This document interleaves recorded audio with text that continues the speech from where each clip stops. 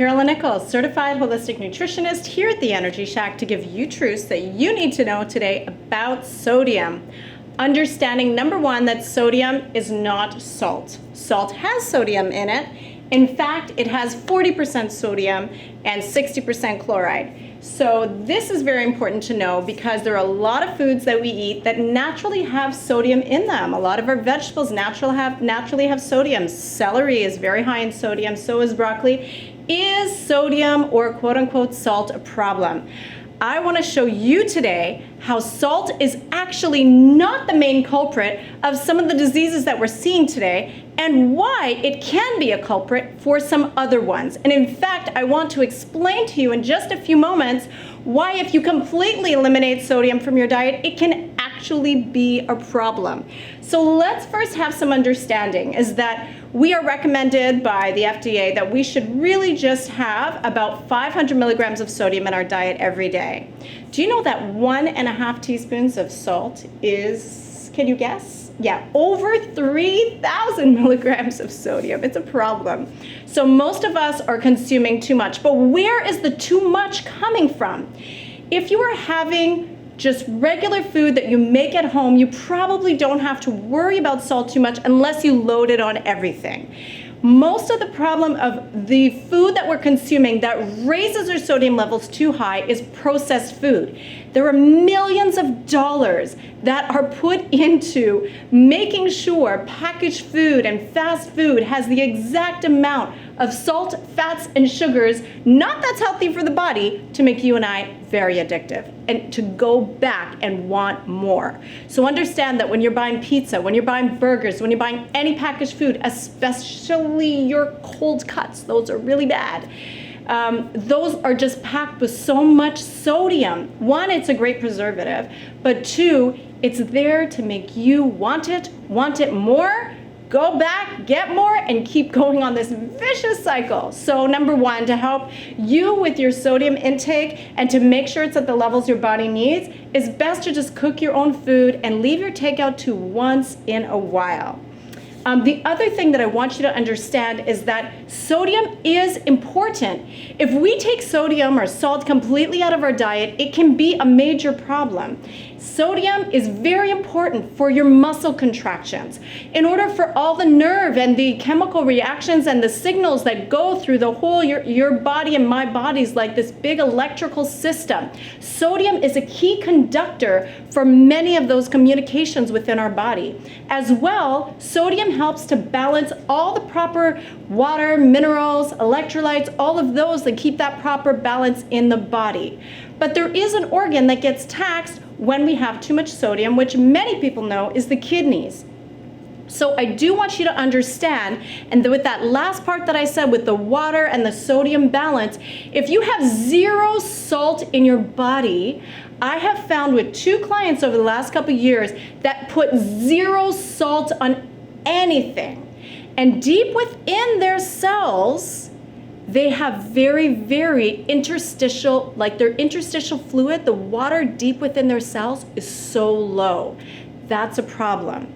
So I'm not recommending that you have zero salt on your food. Salt is not a problem. In fact, as you just heard me say, salt is good for you in many ways for many of the processes that happen in the body. Too much salt becomes a problem. Is that the main culprit for high blood pressure? Is that the main culprit for kidney disease? Well, let me explain a couple things to you so that you can really understand about sodium. Number one, in order for your body, if it has too much sodium, in order for it to get rid of that sodium, it has to get flushed out through the kidneys. Do you know your kidneys can't flush it out with a proper reaction that happens through the use of calcium? So for your body to flush that sodium out of the body, it also has to take calcium with it so that the kidneys can properly flush it out. So if you want to think about that for a minute, that creates 2 diseases. If I'm going to be pulling calcium out of my body unnecessarily, what's happening? I'm going to have painful joints, knees, areas in my body, osteoporosis or arthritis can begin to set in. So having way too much sodium in our diet, which generally comes from our processed food, our meats, our dairy, our cheese is so bad. It's so full of salt.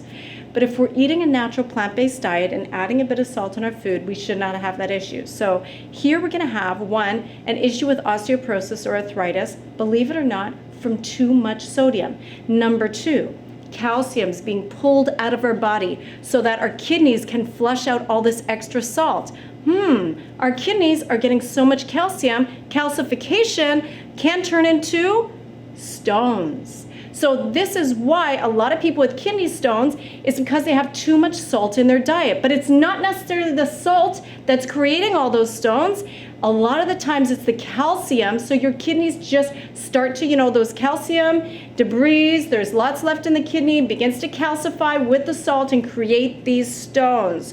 So understanding that it's not just generally a salt issue, but because of how the body has to get rid of that salt. What can we do? We can have less salt, less processed food. You can also make sure that your diet is full of water concentrated foods. So your salads are like, 80-90% water. Your fresh fruits, 89-90% water.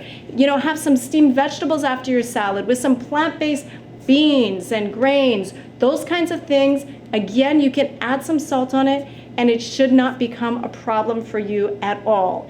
So the last thing that I need you to know about salt is that it seems that not all salts are created equally. We have so much marketing on Himalayan salt and pink salts and gray salts. Why should we buy those things? Well, I want you to understand that you do not necessarily need to spend your money on those salts. Why? Because understand that table salt is iodized. Now, if you have a thyroid issue, do you know part of helping your thyroid to function, it needs iodine? So if your thyroid is underfunctioning, using table salt could actually benefit you. Again, not telling you to use a lot of it. I'm just saying that using table salt rather than sea salt, because it generally doesn't have iodine in it, is a better choice. Also, if you've had some sort of adrenal fatigue and you're at very high stages of adrenal fatigue, salt is actually very important in order for you to repair and recover from that. Again, I just want to remind you, I do free consultations, so I don't want you throwing salt in your water if your adrenals are fatigued. I want you to call me. If you have any health issue, I'll do a free consultation with you. But the only difference really between our sea salts or Himalayan salt or gray salts or pink salt is generally that they have trace minerals in them and they don't have the iodine. So that's really the greatest benefit. Of course, we do need these trace minerals in our body, but if you can't afford all those salts, it's really not a problem because I imagine you're using your salt sparingly.